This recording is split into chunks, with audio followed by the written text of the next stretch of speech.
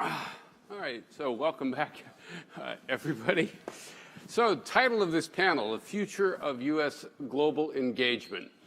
Once upon a time, the United States could manage security orders all over the world, in Europe, in Asia, arguably even in the Middle East.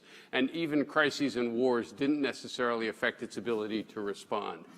Is that still the case today? Now, some would say it isn't the case, but we need to rebuild, so we're back in that position of primacy again. Others would say it's time to set priorities. I want to ask each of you to briefly respond to that. Let me start with Emma, if that's all right. I'm going to question the premise of the question, because I think framing it as global engagement is in some ways the wrong question. I think the U.S. has plenty of scope to remain engaged globally in basically every region.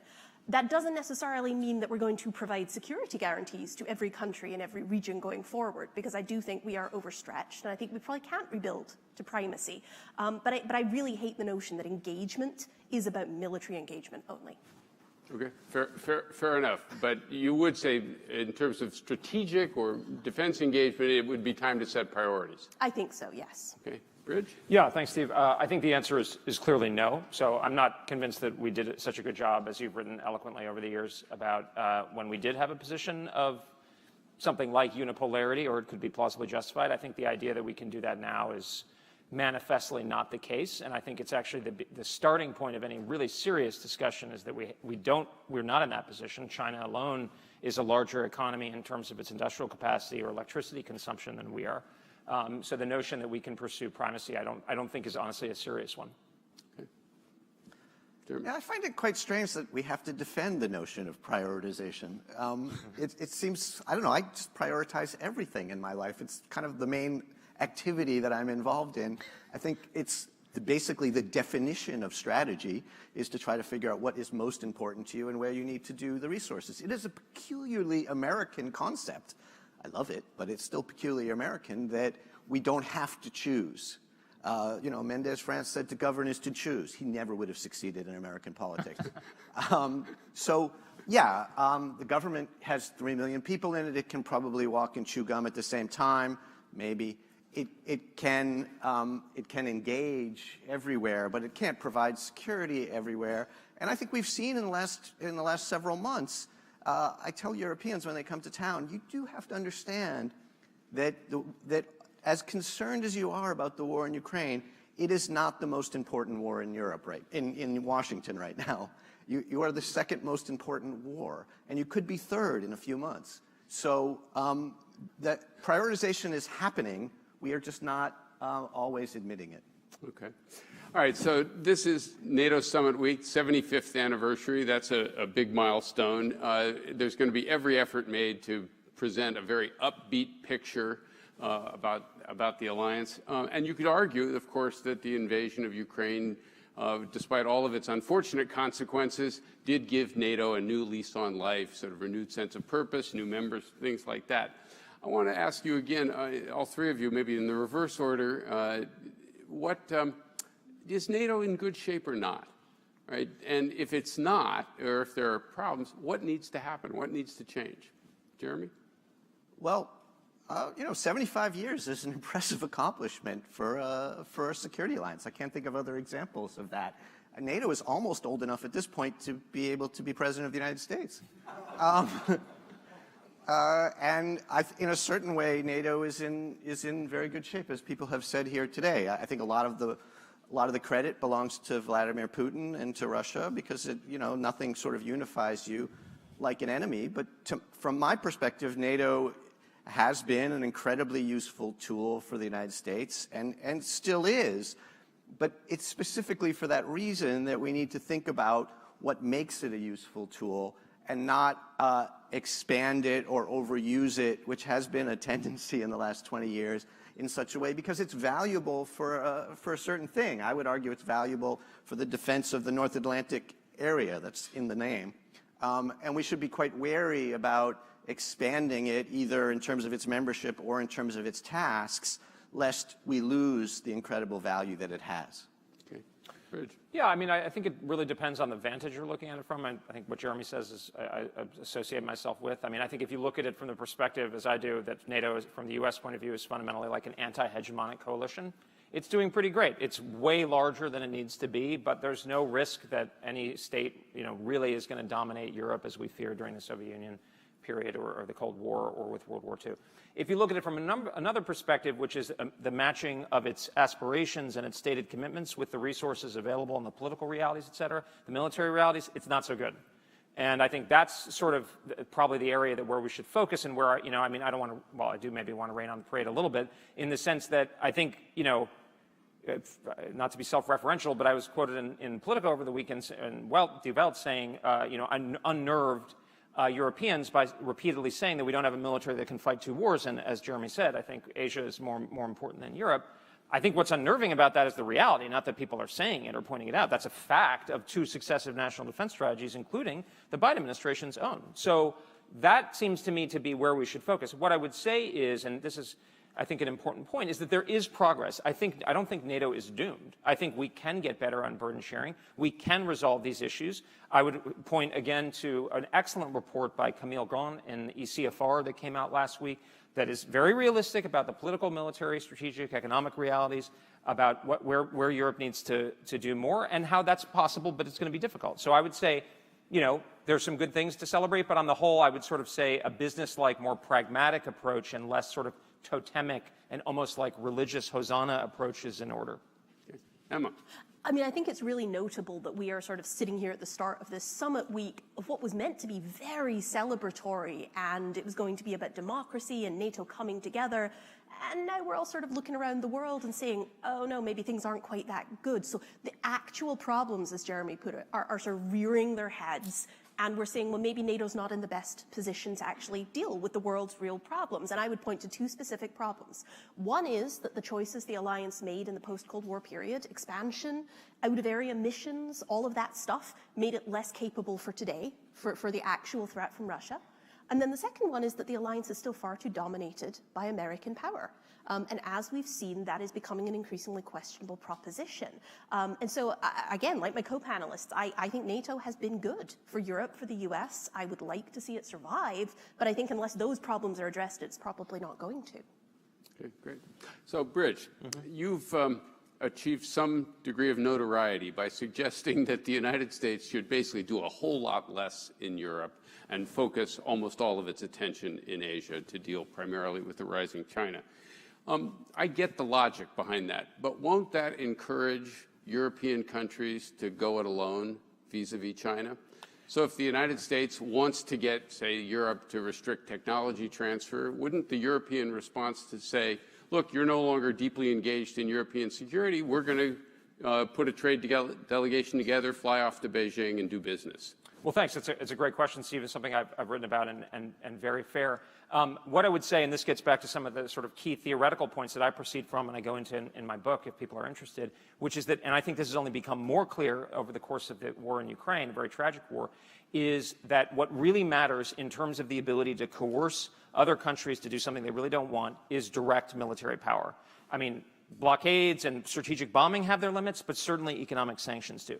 What does this mean? It means if we are going to, I believe, reliably deter, let alone defeat Chinese aggression along the first island chain, it's going to be based on the local military balances, the kinds of things that you've written about, which means that hard military power is what matters over there. And that's largely going to be American, as well as Japanese, Taiwanese, Philippines, South Korean, Australia, et cetera. European forces are not capable of projecting significant military power in the Pacific in this day and age. It also means that economic sanctions of our own and of the very large Asian economies involved, let alone European powers, are not going to be very material. I mean, they have not. The economic sanctions against Russia, which is 1/10 the scale of the Chinese economy, have failed to move Russia's fundamental decision-making, have failed to cripple the Russian military-industrial complex, and according to a Ukrainian writing in the Financial Times, may even be contributing to a perpetuation of the war by a war economy. I think an adaptation of a war economy. I think that third point is more disputable. But I think the notion that European economic sanctions are going to be material in defeating a Chinese invasion of, say, Taiwan is basically laughable. Moreover, I don't think the Europeans are going to do it. And I think President Macron did us a favor last year by going to China and making, frankly, pretty clear that they wouldn't do that. And Chancellor Scholz has also gone. So here's my view is, actually, the difference, I would say, between the policy that I advocate for, and I don't speak for anybody but myself, and the Biden administration's policy is Kirk Campbell goes around saying it's all one theater. Geography is collapsed, which I hadn't heard about Europe and Asia actually collapsing geographically yet. But is it basically, as he said at CFR about a week or two ago, he said his main concern in the near term is an accident, basically not a military attack. And that they are basically, he mentioned diplomatic notes and meetings with European leaders like the foreign minister of Lithuania. I don't think what the foreign minister of Lithuania, and I say this with respect, says about Taiwan is going to matter one way or the other. So I would actually ask much less of the Europeans on the China economic issue. Now, my view is if I were living in Germany or Italy, I wouldn't want Huawei all over my 5 and 6G technology. I wouldn't want to be completely dominated and subject to Chinese overproduction. But why would we give credit to the Europeans? I encourage it, but von der Leyen and these people are saying there's going to be de-risking anyway. So, okay, great. So to me, let's encourage what Camille Grand is saying, and let's not pretend that it's all one theater where economic sanctions are going to make a big difference. So bottom line is you're not that worried about it. I'm not that worried. Okay. Emma, so you've written a new paper just out suggesting that Europe, apart from NATO, might have several different options. One is sort of a series of bilateral security deals with the United States that might include current NATO members, maybe some other countries as well. A quid pro quo, where contra bridge, the United States agrees to stay in Europe in order to get European cooperation vis-a-vis China, or one where you really get European strategic autonomy, where they really finally get their act together. Which of these is most likely, and better yet, which of these is most desirable?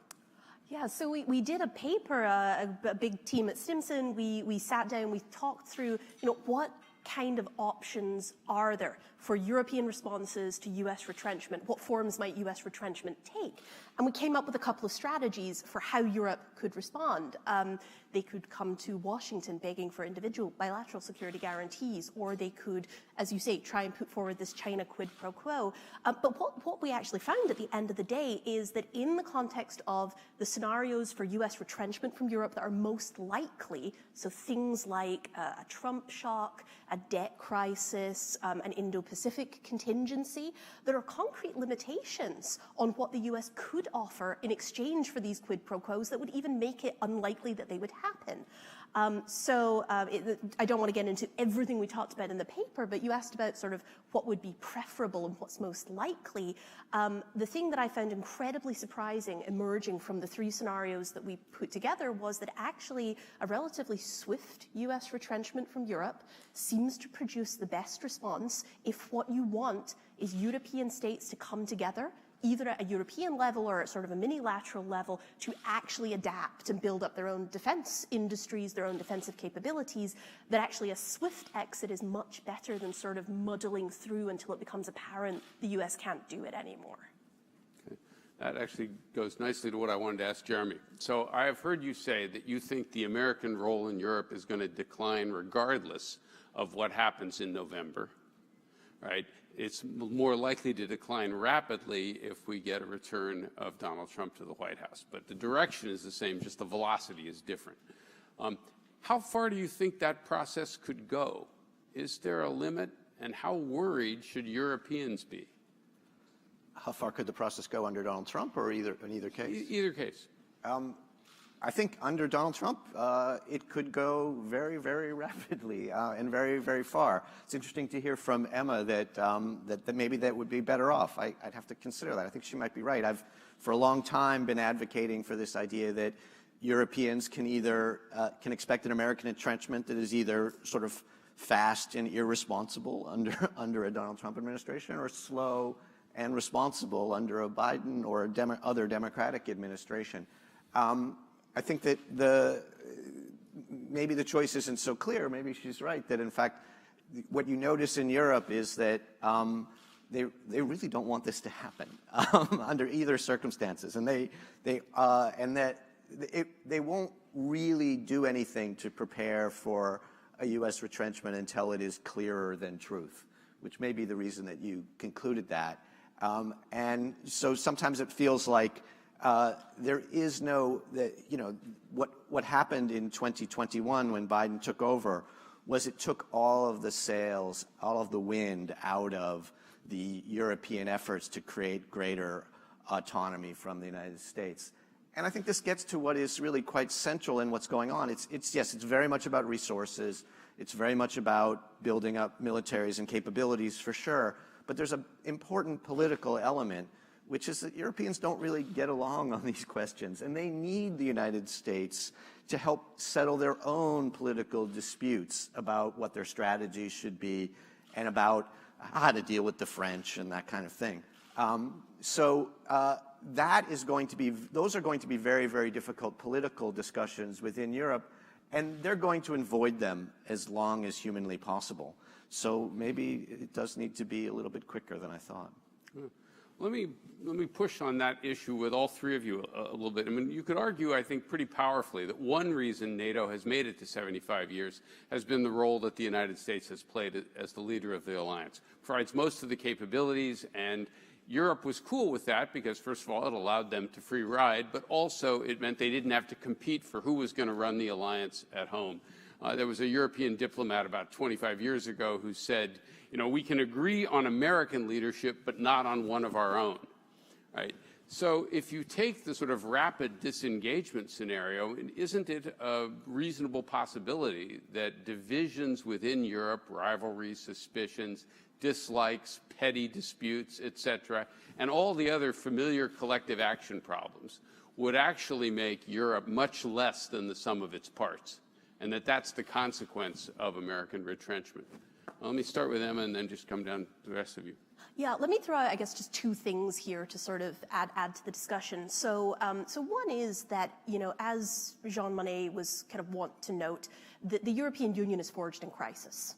And Europeans do have a tendency of sort of eventually getting their act together and becoming willing to make hard political choices when there is no choice. And when I look back at February, March 2022, right after the Russian invasion of Ukraine, you know, what I see is the Germans starting to talk about a Zeitenwende, various European leaders talking about pulling together.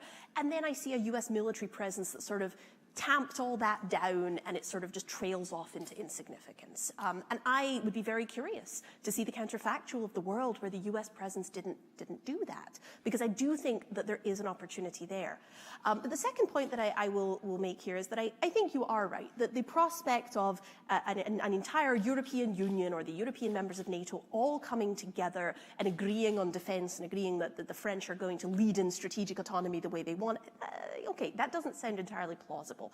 What is much more plausible, though, I think, is a sort of coalition of the willing approach, where groups of countries in Europe, within NATO, use some of the structures of NATO, of the European Union, build their own agreements in order to fill the holes left by the US. So it's much more clutched together, it's much more organic, but it does serve to meet defense needs. And it's not a 20 or 30-year process of institution building through the European Union. I don't think that's an unrealistic possibility.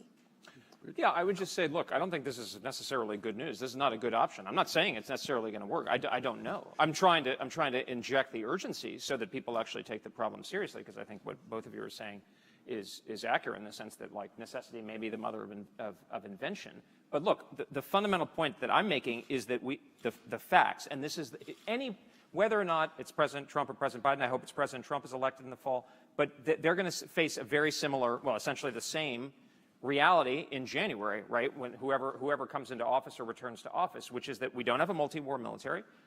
There was not discussion of dramatic increases in defense spending that I was aware of in the presidential debate. Both are talking about the need to protect Social Security and Medicare, et cetera, et cetera, et cetera. So, and by the way, if you look at today, there's a GAO study that was talked about by very credible military analysts like Arthur Herman and Mackenzie Eaglin, how difficult and how broken our defense industrial base is as part of an overall deindustrialization. Those are just the facts. And what I think any serious strategy is going to have to grapple with that. So it may be a muddling through situation.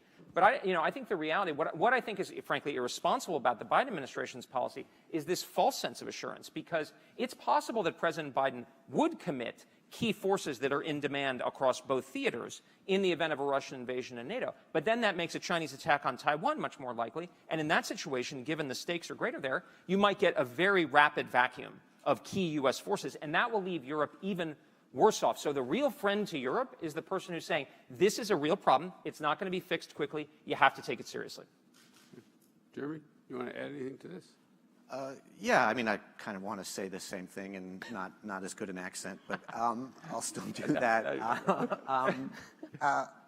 Look, I mean, I think anybody who's ever been to any sort of European Council meeting will understand that it doesn't seem obvious that they're going to get their act together. But you know, necessity, I think they do pretty well under necessity and very badly under almost any other circumstance. And you know, so I think that the real champion of sort of European autonomy right now are the two real champions are, in the first place, Vladimir Putin, who's done more for it than anybody in years, and in the second place, Donald Trump, for the reasons that Bridge was just saying. If those two people are on the stage giving the messages that they've been giving in recent years, I think that Europeans will find a way forward. I think it will probably be along the lines that Emma is saying, that it won't all be through the European Union, it won't all be through NATO. There will be various coalitions of the willing. We've been at ECFR, we've been looking at the possibilities of the sort of Weimar Triangle, which is France, Poland, and Germany under new configurations. I think there can be lots of these, and together they can stitch together, I think, some very effective techniques. But I think in the end of the day, we can have faith in Vladimir Putin. This is an unfair question because you're experts on foreign policy, but I actually want to ask you a question about America inside. The subtitle of this panel, right, it's about you, is The View from Washington. But of course, there's the rest of the country out there, and sometimes the views inside the Beltway are at odds with what's happening elsewhere. Is the view of NATO the same across the country? We saw some surveys earlier today, but isn't some of Trump's popularity based on the fact that he doesn't accept what you might call the blobbish view of transatlantic relations? Americans may not care that much about foreign policy, but he's not paying a price for being at odds with that. It's not clear that Biden is getting much of a bounce from his very genuine, very sincere, and quite consistent support for the transatlantic relationship. So, you know, is the view from the rest of the country the same as the view? Let me start with Emma. Yeah, I mean, so I think the polling is really interesting on this question because it basically just used to ask, you know, do you like NATO or not? That was pretty much it. Do you want the U.S. to remain in NATO or not? Now we have a lot more granular questions that ask things like, who do you want to be the primary provider of European security within NATO? Right? And when you ask the question in that more granular way, in the way that you're actually like designing a policy you could implement, what we find is that large majorities of Americans, they're pro-NATO, but they would very much like Europe to do more for its own defense. And I will also mention a poll from the Institute for Global Affairs recently showed that many Europeans feel the same way, right? Large majorities in the UK and Germany and France all feel the same way. And I think in part, you know, Biden is not getting a bounce, Trump is not getting a benefit because foreign policy just isn't a thing Americans really vote on. But over time, you can see this start to drag on candidates as they continue to say things that most Americans can see with their own eyes simply isn't true, that the U.S. can't just keep doing this forever, that it's not the case that America is completely indispensable. And eventually, you know, that does start to color your perceptions of candidates. At least that's what I think. Yeah, I mean, a couple thoughts. I mean, I think the fact is that there is a large scale, it appears, and in politically credible ways. I mean, polling is obviously suggestive, but it's imperfect and varies and so forth. But so, for instance, I believe the AP found that the majority of Republicans now favor a smaller U.S. role in the world and half of independents. But then Reuters separately found that a significant majority of Democrats oppose the use of military force in any or almost any circumstances. So there's a general. And I mean, you know, if you want an excellent example of why this is happening on the Republican side, I commend the Politico article that includes a great friend Dan Caldwell there in the front row, among others, about the anti-interventionist and non-interventionist and the growth of realism and restraint on the right. And I think, I mean, I don't speak for him.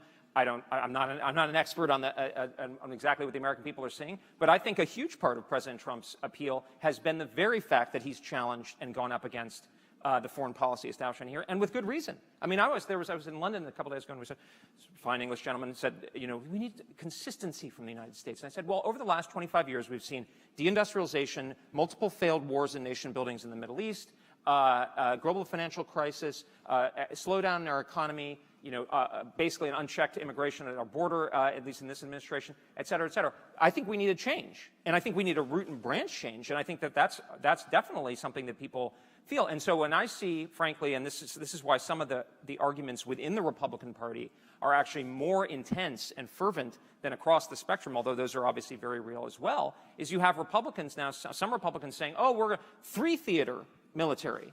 You know, we're going to fight 3 wars or 4 wars at the same time, and we're going to have a no-fly zone on Russia, and we're going to have regime change in China and primacy in East Asia, and we're going to get involved in a war in the Middle East. And then I look, to get back to the costly signal, political credibility, do we see the American people jonesing for 10% of GDP on defense?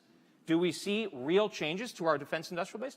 Do we see, like, Americans actually, we're having recruiting troubles in the American military.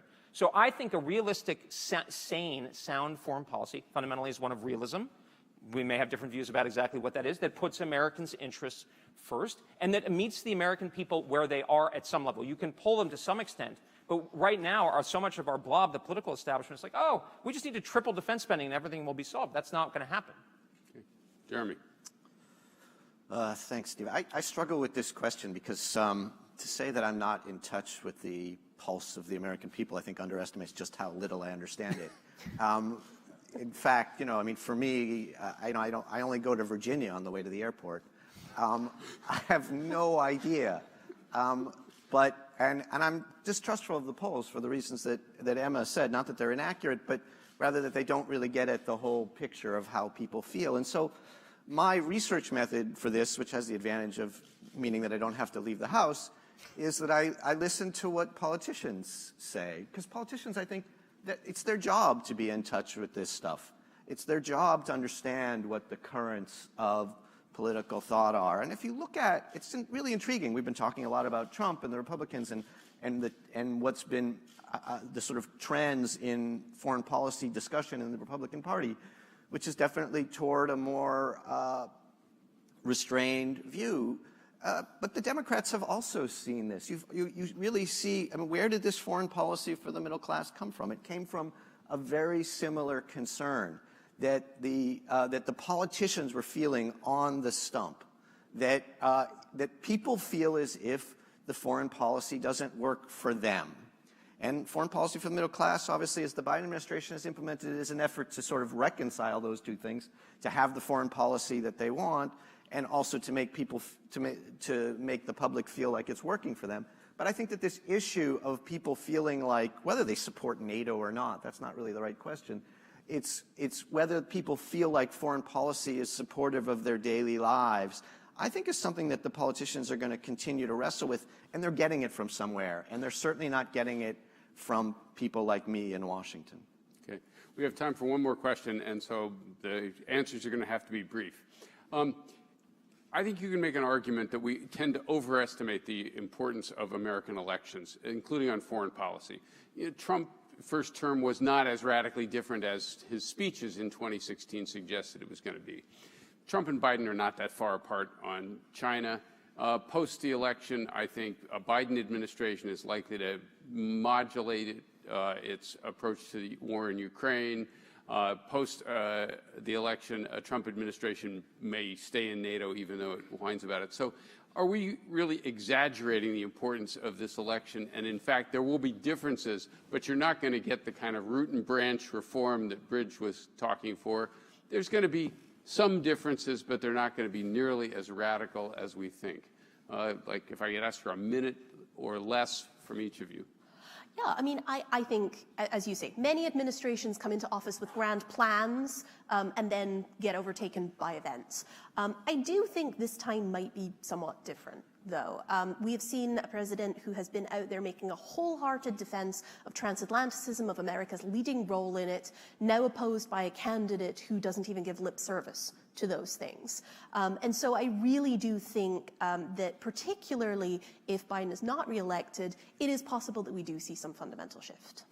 Yeah, I mean, I'm a realist, so constraints exist. So, of course, I think there's some truth to this. But I agree with Emma. I think this is a very significant referendum where the two candidates are running. President Trump, on his authoritative sources, which is his campaign website, has said he's words to the effect of, I'm going to root out the neoconservative establishment. Of course, the establishment is very powerful. That's going to be a reality. But I think this will be there will be political credibility behind it. Moreover, Steve, I think the key thing is that there's a very real chance that the Chinese will move against Taiwan in the coming years. Nobody knows. I certainly don't know. But they're doing everything, according to Frank Kendall, the Secretary of the Air Force, to get ready for it. So that's a huge, massive break where the Biden administration is effectively prioritizing Europe and the Middle East. And I don't know what President Trump would do about that, but what is clear is that there is a focus on China, a focus on peace through strength, and I think that would be very different.